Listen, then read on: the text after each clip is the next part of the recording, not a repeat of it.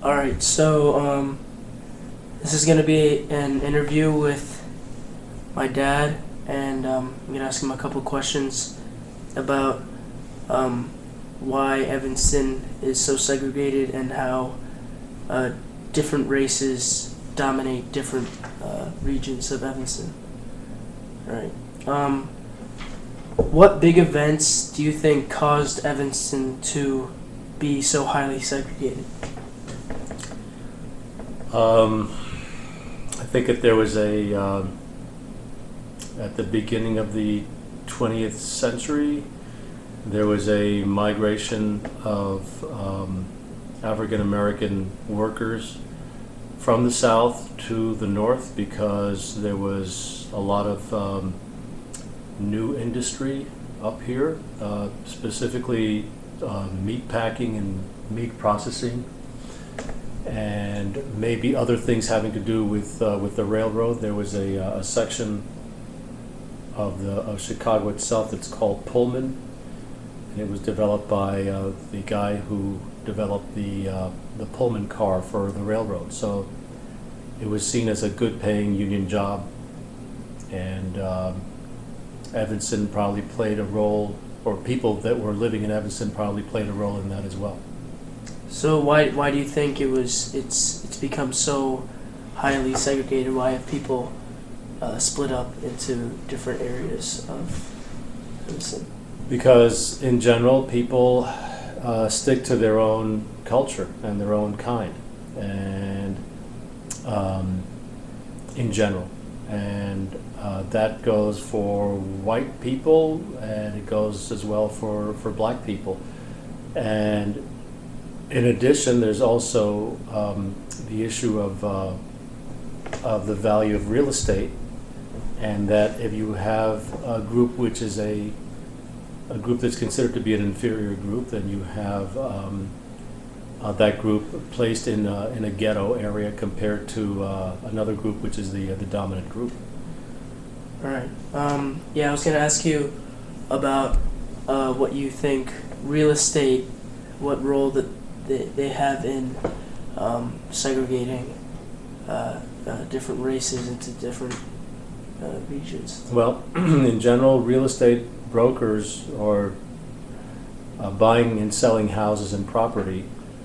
There's a perceived value, which it may not be a real value at all.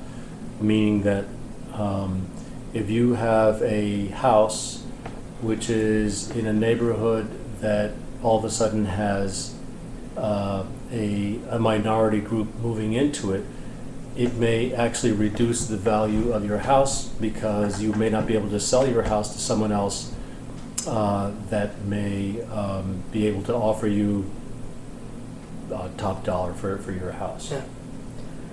All right. What do you think has already been done to what efforts have been made by Evanston and by citizens to try to integrate Evanston more? If you know any at all? No, I don't know of any specific thing. All I know is the school that you went to, which is Bessie Rhodes Magnet School, and the point of the Magnet School was to draw children from different parts of Evanston, including let's say all the four corners of Evanston. So, right? so you think some schools actually help to pull different races together? Right. So at least you grew up, right, seeing kids from diverse cultures and diverse racial backgrounds, and so that's something that the magnet school idea was supposed to do, whereas schools that are catchment schools, right, they will actually take. You're only supposed to go to the school in your neighborhood. So if the neighborhood is already segregated, then you're going to find, right, kids that are going to be going to a white school predominantly because there's going to be mostly people in that area that will be white people, okay, or black people, etc. As a avid teacher / tutor, so you kind of have a first-hand view on this. What's your view on segregation like we have all these different cultures and races in ETHS. Like there's a lot of diversity, but what's your view on the segregation in the actual schools? In ETHS itself? Yeah, in ETHS. Well, the school makes a great effort of trying to mix everybody together, and that's wonderful to see. And I see a lot of that in Avid, and I see that kids sort of sit together, but they sort of auto-segregate. You see a lot of African American kids sitting together. There aren't that as many Asian kids, and there aren't as many white kids that you see them sort of get together. But there's sort of an automatic segregation that occurs when kids are relaxing and just talking to each other. Yeah. Yeah. So we. And by the way, that's something that the school can't do anything about, because it happens automatically. Yeah. So why do you think that happens? Again, I mean, I think that people sort of,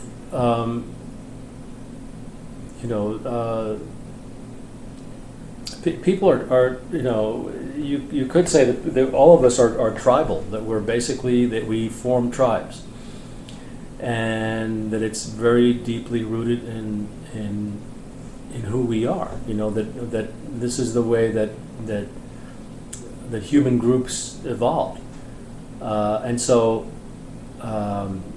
it may be a survival instinct that we have, that we trust people that are like us, and we tend to think of the other, or someone strange, or someone alien, or someone not to be trusted when they are not part of your tribe. And so it's sort of a natural tendency, except that it creates problems in large societies like ours, where collaboration and cooperation is sort of the thing that makes society thrive. So, do you think that this can change? Do you think that people will be able to step outside of their tribes and talk to other people? And I think that this is something that is always a goal that people should reach for, because we have plenty of examples of cases where this thing completely falls apart, and then you can lead to horrible circumstances like slavery, and you can reach horrible circumstances like genocides, right, where the other is considered so other that you're no longer considering them human. They are animals, or lower than animals, and they can be butchered, and they can be dehumanized. Dehumanized, yeah. And so, is there hope? Yeah, sure. Because there's been examples of cases where the military in this country wasn't integrated during the Second World War as early as that, and now it is, and now it's a better military than it's ever been. And you have cases of sport where that was also segregated, and now you have a much more diverse and interesting and you get to see people sort of enjoying the sport without thinking about the race. Yeah.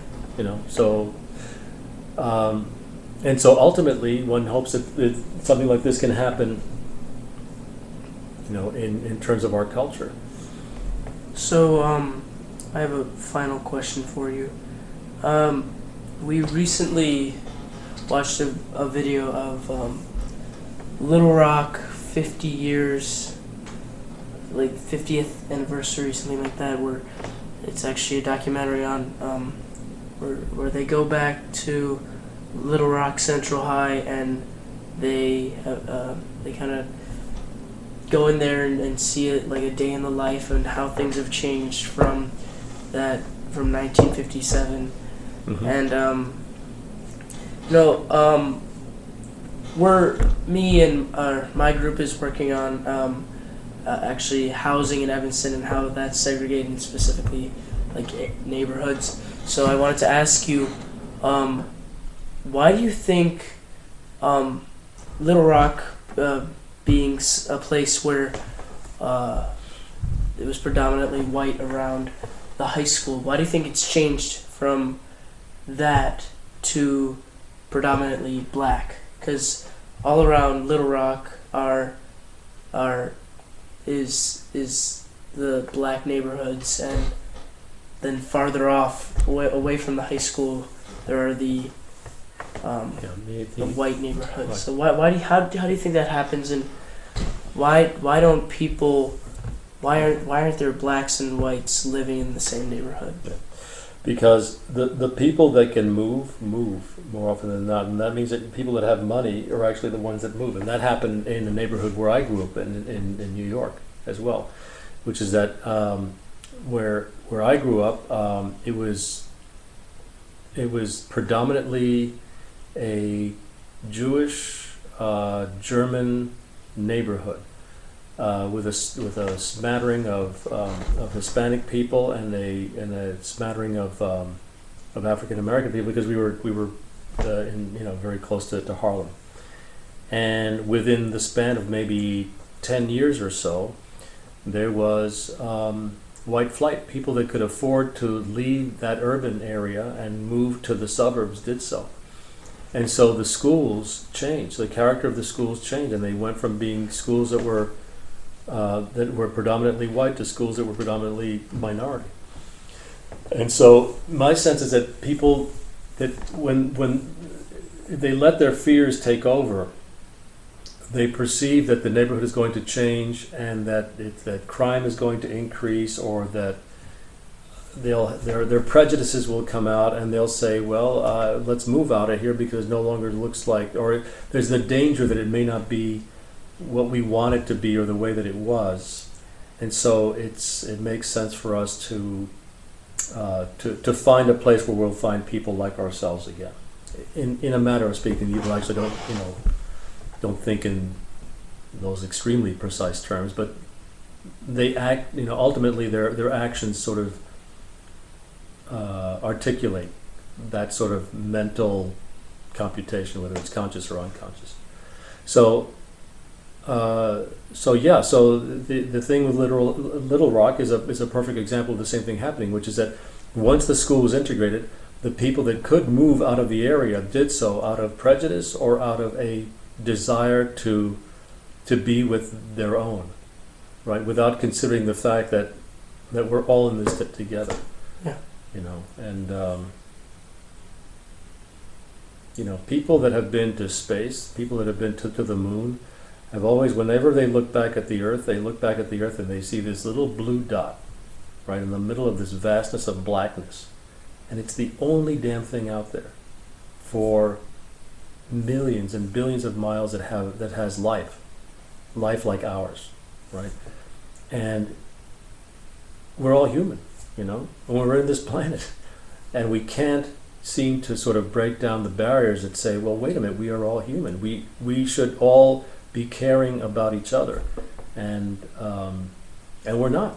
And because we do what we have, in my opinion, evolved to do, which is this thing of seeing the other and saying, you are not me. And since you're not me, I'm better than you, or I'm different than you, and therefore, at the extremes, you're not human. So get away from me. All right. Well, thank you for your time. And good interview.